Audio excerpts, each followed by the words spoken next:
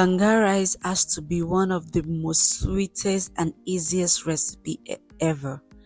Hello sweet fingers lovers, let me teach you how I made my banga rice and my pepper stew. But first, let's make our pepper stew. In a pot, you go in with your oil and your pepper mix. Then you go in with your bay leaf, your curry and thyme, and also your dried onion. The moment it starts to boil, you go in with your cow skin, then you mix. After that, you go in with your salt and seasoning cube and allow it to steam very well. When it's looking like that, you go in with any protein of your choice. But for me, I'm using a fried goat meat and also a fried fish. Allow it to steam together. Then our stew is ready. Time for us to make our banga rice.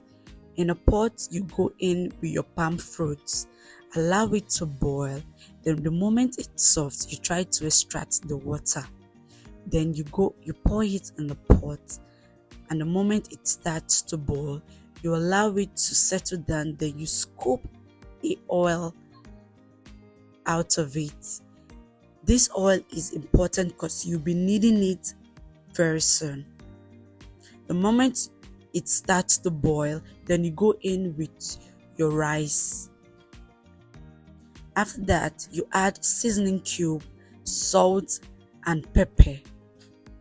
Then you mix together just like the way you're boiling white rice, but the difference is you're going in with salt, seasoning cube and pepper. After that, you go in with the oil you scooped out earlier. Then you cover with a foil paper and allow to steam. Then your rice is ready. Time for us to garnish. This tastes so good, very, very good. Let me know in the comment section if you'll be trying this recipe, and don't forget to share, to like and tell me what you think. I'll be seeing you in the next video. Thank you for watching and do not forget to subscribe.